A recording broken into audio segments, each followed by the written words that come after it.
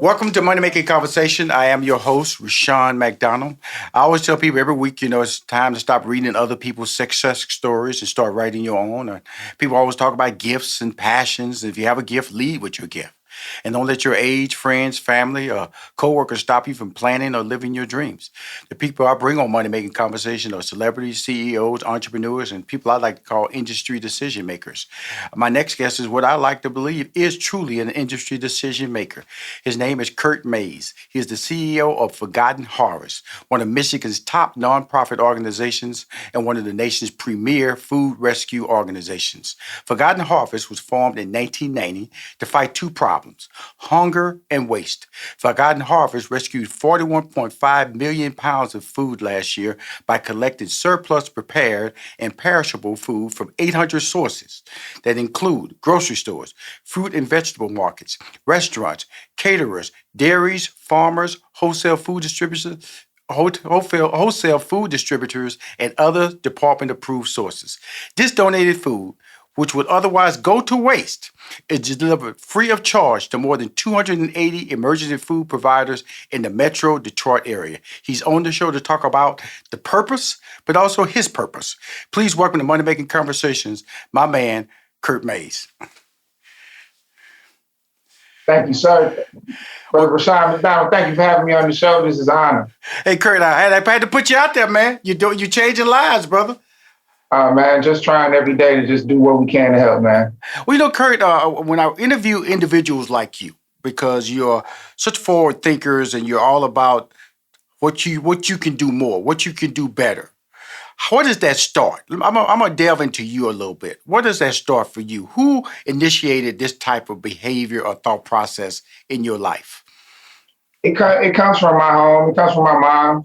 It comes from the way I grew up. My mother, my family are from Jamaica, and really started with third world country poverty, yes, a sir. different level. My mom didn't have her first pair of shoes until she actually had to go to school. Right. So, it's just kind of like having that family background of people that started so far away from their dreams and ambitions and just taking those one day at a time steps towards progress is something that I lived around my whole life, and realizing the gift and the blessing that I had to be, in America, for them to make the sacrifices they did to actually, I was born here. Right. To be able to actually realize that every opportunity that I had was an extension of the dreams that they had for themselves. So it was always instilled into me to actually stay on the right path, right, and be patient about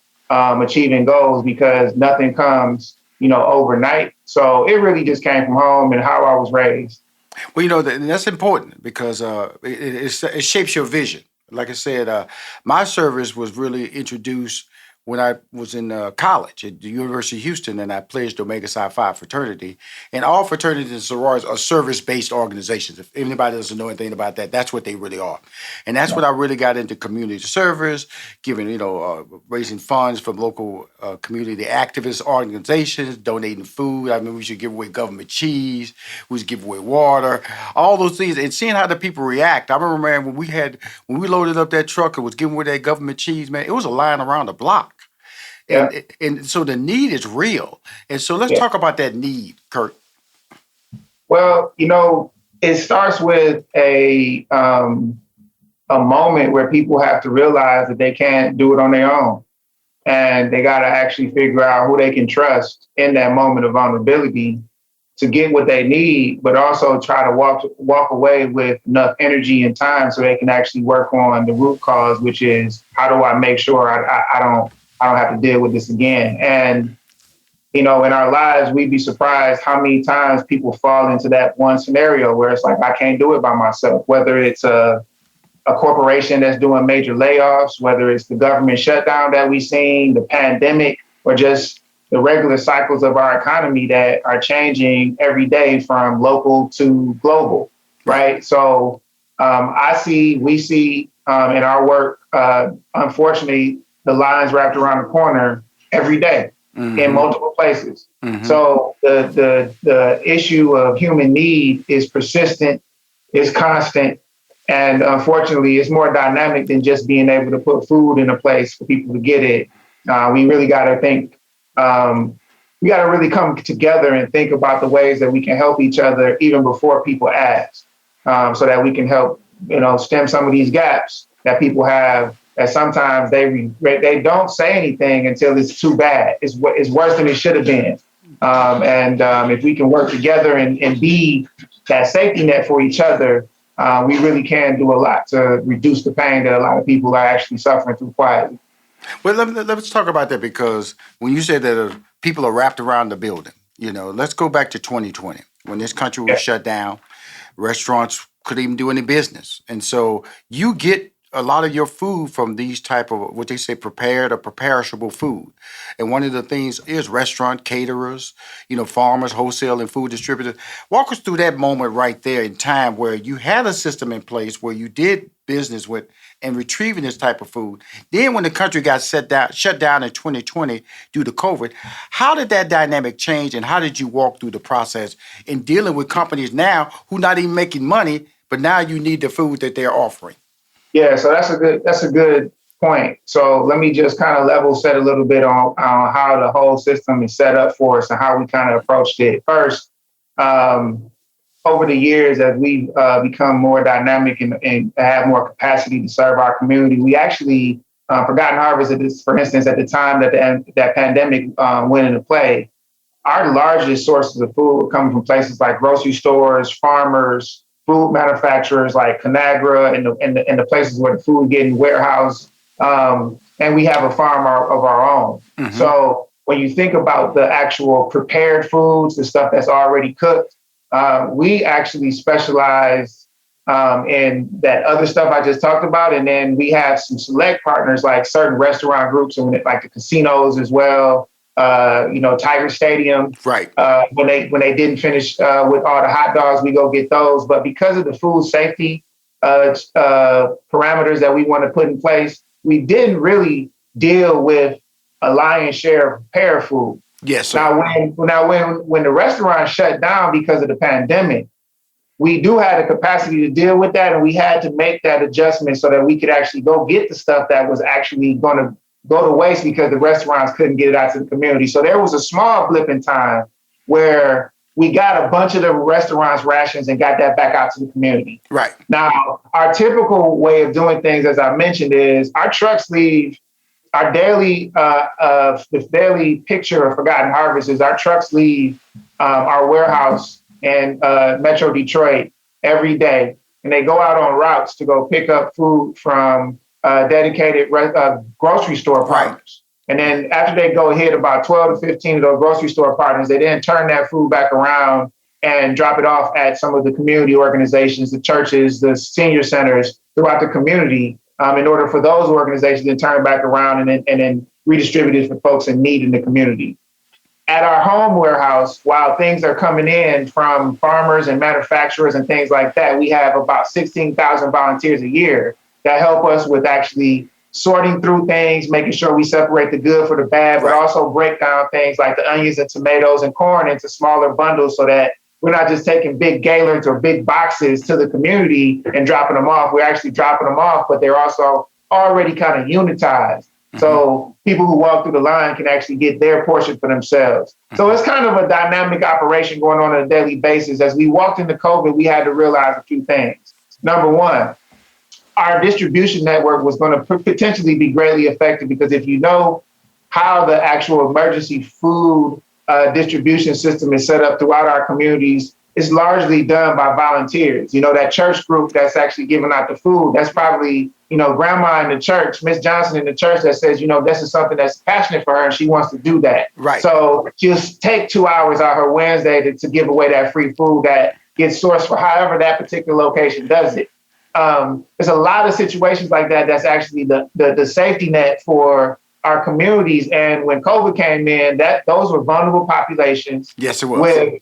With very little infrastructure for sustainability. And a lot of those folks weren't getting paid. So they were volunteer roles. So we knew that there was going to be some real instability in our distribution network. a lot of our volunteers, to sustain 16,000 volunteers a year, we got some great corporate relationships. Mm-hmm. So our volunteers come in bundles of 30 to 50 at a time because we got corporations that are sending people to us on a daily basis. When corporations shut down and start actually sending people to work from home, changing the parameters around how volunteerism and just how people were going to be deployed into the community, we had to figure out what we're going to do about volunteers, but that's a core way of what we do. Forgotten Harvest distributes about 50 million pounds of food last year to our community and helped about 1 million people. We can't do that with the 80 staff and 95 staff that we have. We need our volunteers. Right. So we also had to come up with a way to address that. In addition to all of that, in the working spaces that we had some things that we had to consider, like PPE, like the distance between how far people could be when we actually give away the food. What's the best ways to give away the food so that everybody is actually kept protected? And then when we're actually doing our side of the processing, how is our space going to be transformed? Mm-hmm. So in order to address these things, we did a couple things. The first thing we did is we came up with a way to actually quickly distribute the food to the community with a system that we actually ran and control on our own, instead of actually depending on our typical system of going to our community distribution partners. And that was brought about because of COVID, right? That was because of COVID. Now, we had already been kind of working on a model that we were actually, as a team, kind of testing on our own. We were kind of doing our own little R&D. Right. And it turns out that little thing that we were working on was the exact thing that we needed to do in order to address that particular hole, which was, how do we actually put distribution mechanisms out there to get to the community, knowing that the whole distribution network that we had in place will probably shut down. And what we did for that was we set up what we call our mobile pantry, where right. we basically go and deploy one of those 53-foot refrigerated trucks into our community with volunteers, and it serves as like that staging unit. We put all the stuff on the parking lot on a pallet, and then we have rolling distributions with the community coming through in their cars, and we were able to put stuff in the trunks. We had to go from fishing with a net, so to speak, to fishing with the hook again with volunteers and calling one at a time. Right. So we put partnerships in place with some of our community partners so we can get the volunteers and be specific about how we did that. But we really, in the middle of all of that, really had to pause, and the team had to really get serious about trying to get to every partner we could to get PPE. Well, so the thing about it, let me just say something right quick, Kirk. Yeah. The whole process of what you're talking about, is fear, COVID. Because like I said, and plus Michigan, the state of Michigan, I'm talking to Kirk Mayes, he's the CEO of Forgotten Harvest, runs one of the Michigan's top nonprofit organizations where Premier Rescue Food Organization. This is the key in this conversation. Food that will be perishable, food that will be thrown away. He repurposes it and he gives it to people in need. And it's safe food that's being repurposed and delivered free of charge. That's what we're talking about. It not only happens there, but there are other organizations in this state of America, in this world, that does that as well. But we're talking to Kirk Mayes right here. And Kirk, I wanted to slow down just a little bit because the ready-made food that you was getting from this restaurant played a role.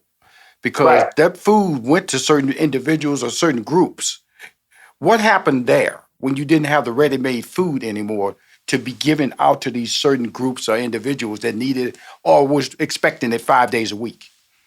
We relied on some of our existing relationships. We were all, at that point, we realized that we had to change the way we looked at bringing in our food supply. So our supply chain partnerships had to actually pivot on the dime. Right. So instead of just, a lot of the food came from the grocery store, and grocery store shelves was cleared. Mm-hmm. So what we're going to do? So we have these relationships with a lot of food producers and food manufacturers. So we started to actually approach some of our partners to buy the food, because we knew we needed to actually start getting out here and actually making sure that we were there. We were on the ground with food. So there was a portion of time where I had to get approval from our board to be able to actually go into our cash reserves up to $1 million so that I could actually be able to purchase food so that we could actually fill the gaps we need to fill in case we couldn't get the food from the food manufacturers and at the same, or from the community the way we were getting it.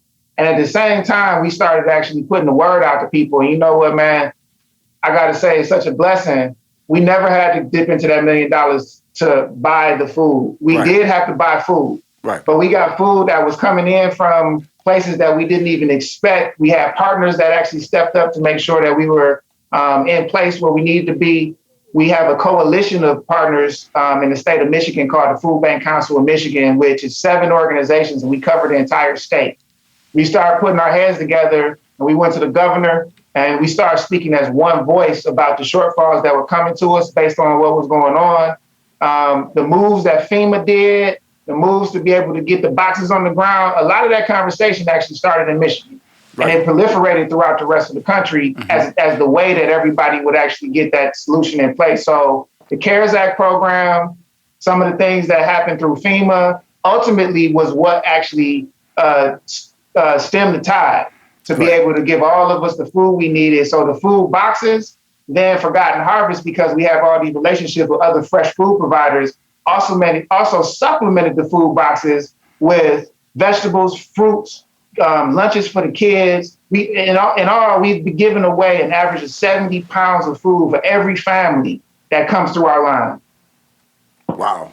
When I listen to you talk, you're the CEO. Okay. So that means there's a journey to become the CEO of Forgotten Harvest. How is that possible? How does that work? You're a service-oriented young man. You've been honored by your alumni, your school, Michigan State University, been honored for other efforts within the community. How does Kirk Mayes become the CEO of Forgotten Harvest? And that's $1 million question. I don't even know. You showed me you're visionary. You showed me that you ready to pivot when confusion steps in place. You already had an idea that, hey, this is something we need to look at. COVID hits it. You already got the model. You put the model in place, and then it moves you forward. And then you're able to create a one voice. You tell the council, look, notifying them that, hey, there is a problem out there. I'm not saying we're going to get the money, but that means that you're a guy who foresees the problem with resolution. Yeah. That has been your personality, correct? That's all I can, humbly, I can say that's all fair.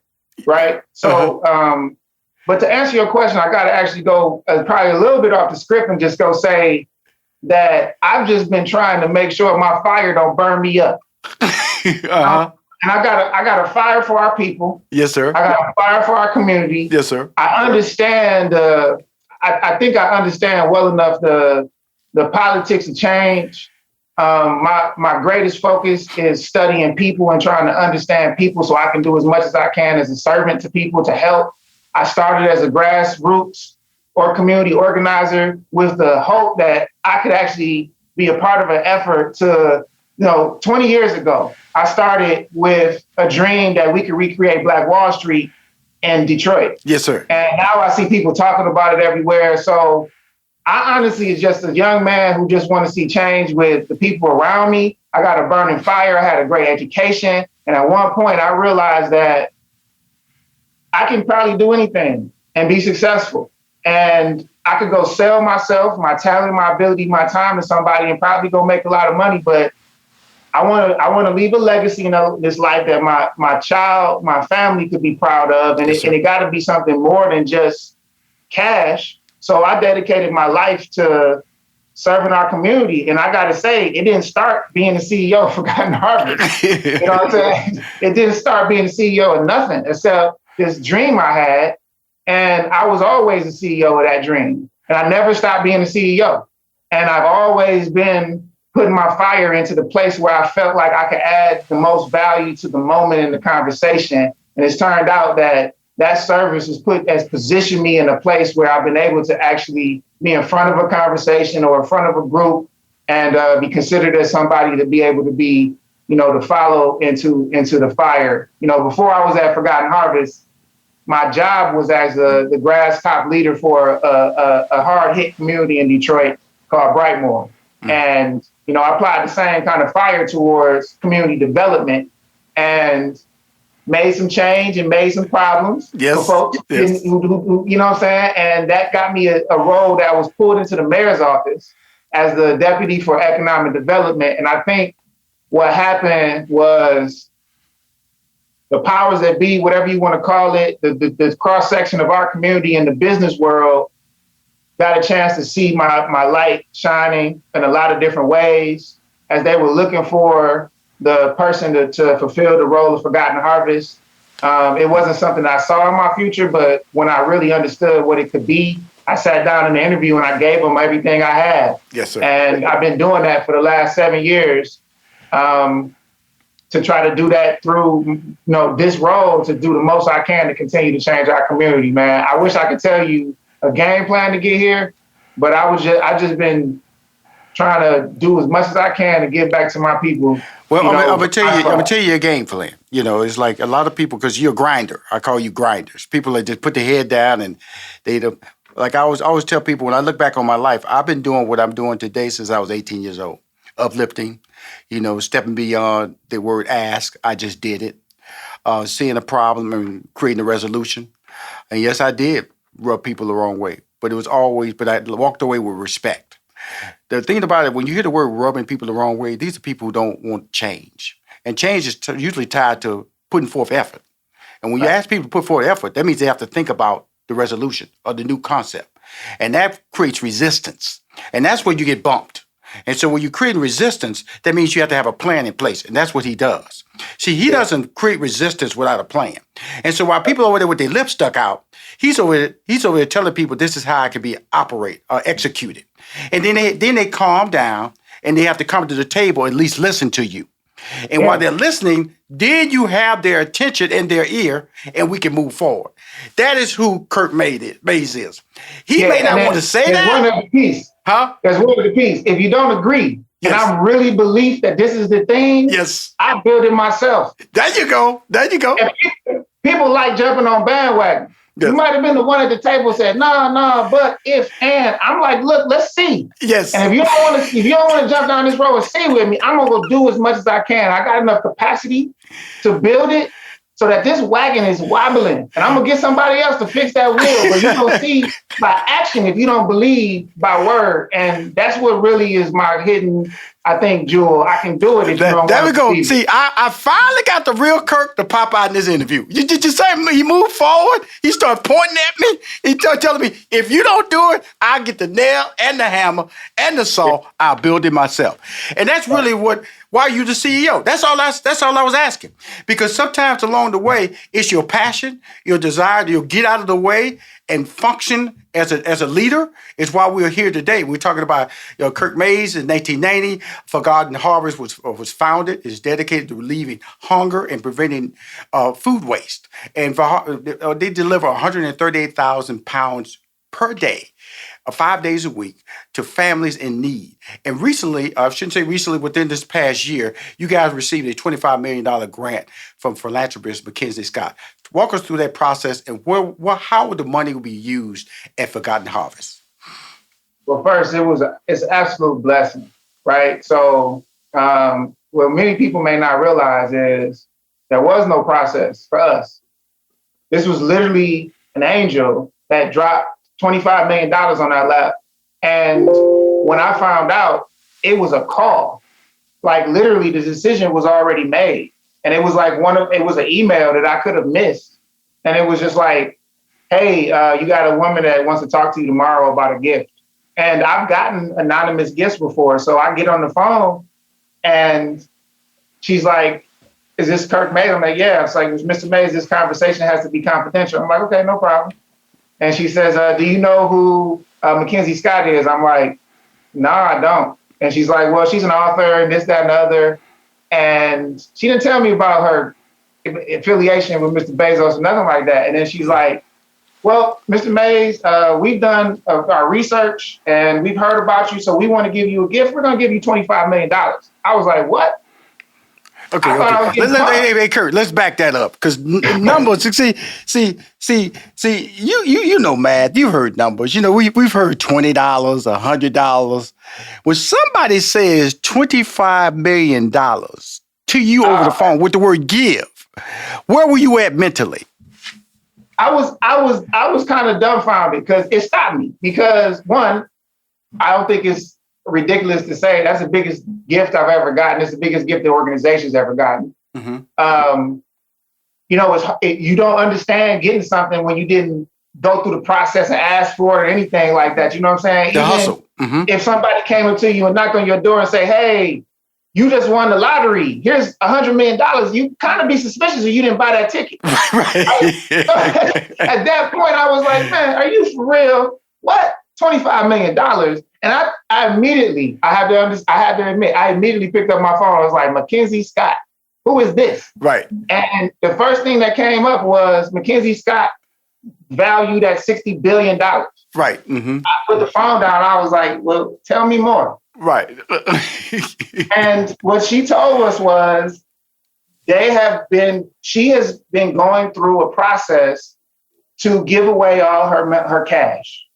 And what she's doing is she's going through and doing her own assessment of organizations. And based off of leadership, based off of track record, based off of impact, there's certain areas that she actually is focused on. And we were one of 6,000 plus organizations that got scrutinized. That got boiled down to 384 that got a gift. It was an absolute honor. One of 7 in the state of Michigan. And I got to say, one of few brothers in the work. Yes. Out of all food organizations in Feeding America, there's 200 plus food organizations in Feeding America. Mm-hmm. Only 45 got a gift, right? So it was quite a head jerking moment, because you got to understand, we're in the middle of this pandemic. Yes, sir. We have a vision for the future that got interrupted because we had to turn to the community to help doing everything we're doing. We have a vision that involves us building a brand new facility to really change the way that we systemically actually serve the community. Mm-hmm. And with everything going on, it's like, how are we going to do all of this? How are we going to do all of this in this moment? And that gift was like it was more than just help right now. It was verification and validation that every decision I made up to now was right. That fire was burning for the right reasons. It's the best award I've ever gotten. And not just because of the money, it's the gesture. Yes.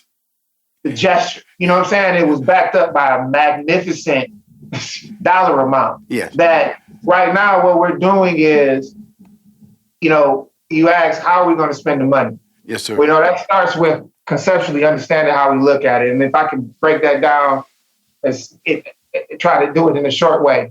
Mm-hmm. First and foremost, the effort we're in right now to transform how we deliver food to the community is inherent that we have to have a new facility. Yes, sir.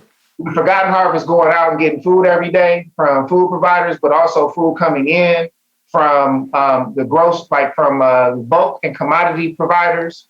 We don't really have a capability inside of our existing warehouse to mix all of that so that everybody can get what I would call an equitable mix of everything we get on a daily basis.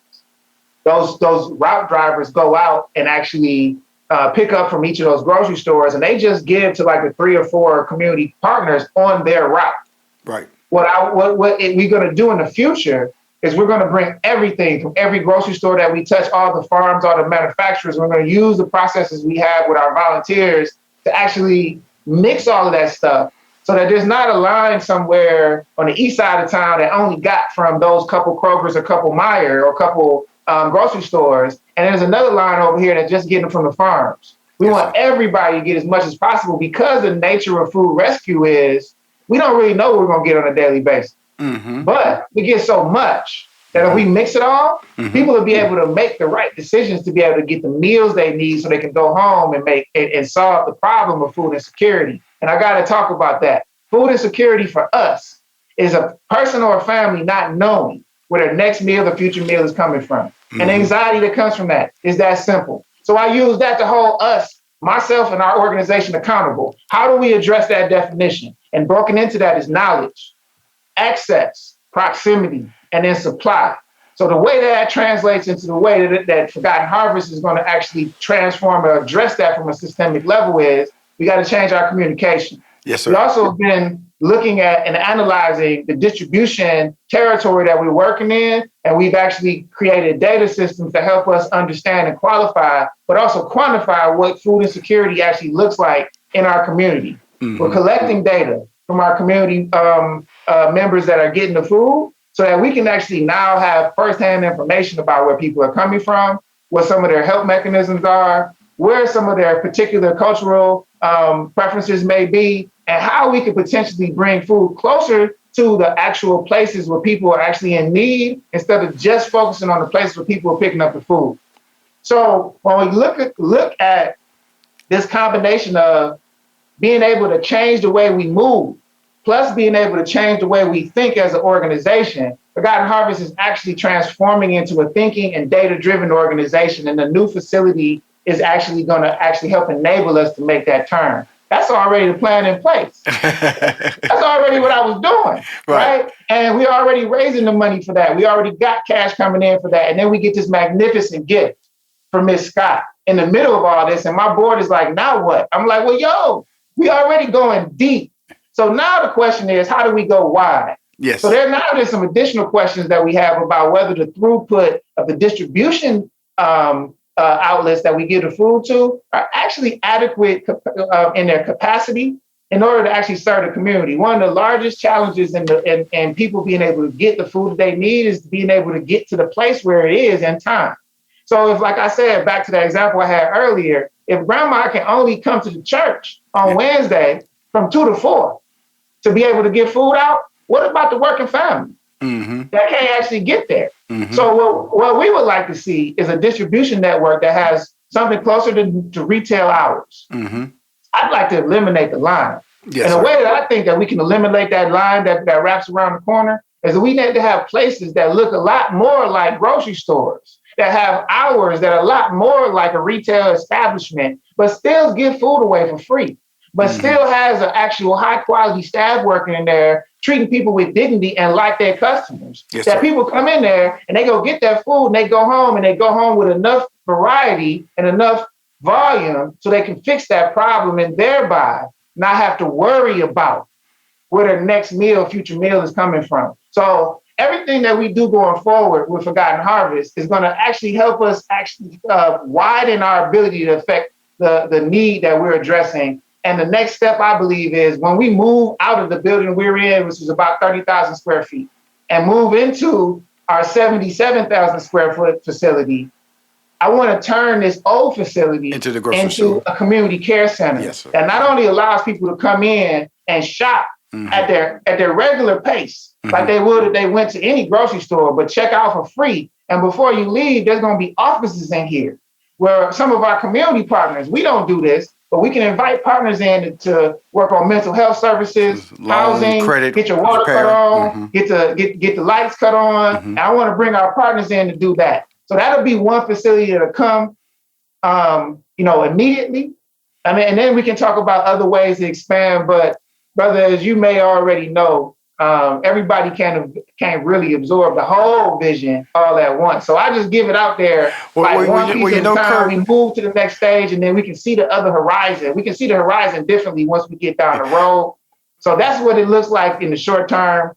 In the midst of all of that, we got some cash management to do to make sure we stay in our position of strength. And I'm going to continue to just beat the streets. And I love to talk to our community. So I'm going to continue to beat the streets, make sure I got the approval and the sanction from our community as we make this turn. Well, Kirk, I'm gonna just tell you this, man. Thank you for coming on the show. That fire, it warmed me. Okay, it warmed me. Okay, so I know it's out there warming a lot of people and changing lives, man.